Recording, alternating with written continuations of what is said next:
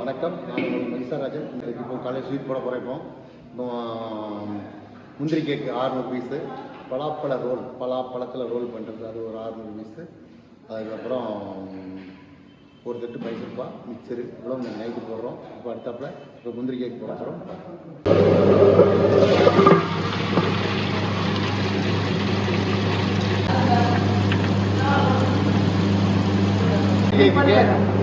முந்திரி போட்டாச்சு. முந்திரி ஆடிக்கிட்டு இருக்குது. கொஞ்சம் ஆடணுன்னே எப்படி இருக்கு நான் காமிக்கிறேன். இப்போ முந்திரி ஆடிடுச்சு. இந்த அளவுக்கு ஆடினா போதும். இதில் முந்திரி கேக்கு ஜம்முன்னு வரும். இப்போ கொட்டிடலாம். கொட்டுங்க. Fast, I could roast, I could gas, think I'm okay at last, but I don't know if that can erase all the past and the pettiness, a reflection of the emptiness. Hilarious, you think you're worth my time, you're delirious, mysterious, because you hide behind a fake exterior. Inferior, you know I'll always be a bit superior. Get off of me, this ain't no humble brag. 1.5 kilo முந்திரி அரைச்சி வச்சுருக்கிறோம். 5 kilo சக்கரை போட்டுருக்குறோம். இதில் 300 piece வரும். இதை அடித்து முடிச்சோன்னா நான் காமிக்கிறேன். நாங்கள் வெறும் நெய்யில் தான் பண்ணுவோம். ஆயிலாம் யூஸ் பண்ண மாட்டோம். ஃபுல் அண்ட் ஃபுல் நெய்யில் செய்வோம். இப்போ நெய் ஊற்ற போகிறோம்.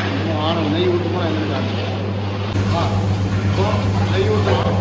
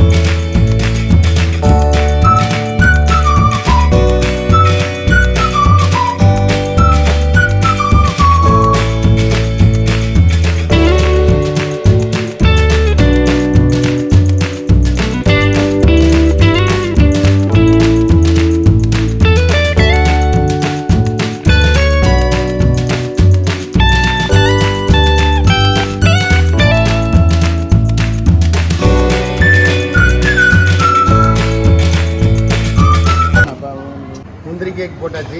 இப்போ வெட்டி இருக்கிறோம். எப்படி இருக்குது பார்த்தீங்க. அப்படியே சைஸ் சூப்பராக இருக்கும். இப்போ அப்படியே ஒரு பீஸ் சாப்பிடலாம். அந்த நெய்க்கும் அந்த முந்திரிக்கும் செம்ம டேஸ்ட் சூப்பர். ஒரு பீஸ் பலாப்பழங்களுக்கு ஜீரா காய்க்கிறோம்.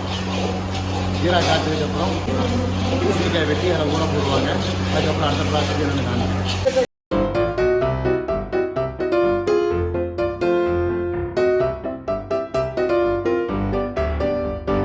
பலாப்பழ ரோலுக்கு பூசணிக்காய் வெட்டி வச்சுருக்கிறோம்.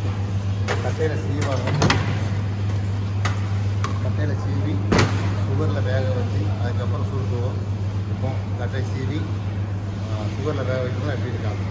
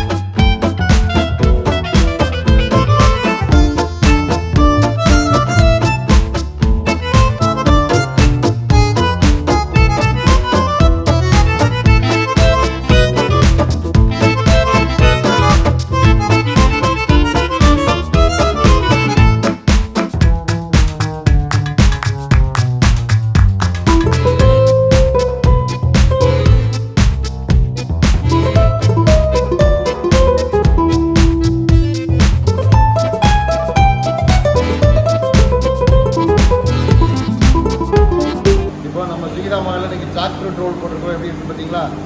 அப்படி இந்த நீளத்தில் அப்படி செம்மையாக இருக்கும். அப்படி கடிச்சுன்னு ஜூஸியாக இருக்கும்ல அந்த மாதிரி இந்த ரோல் நல்லா அருமையாக இருக்கும்.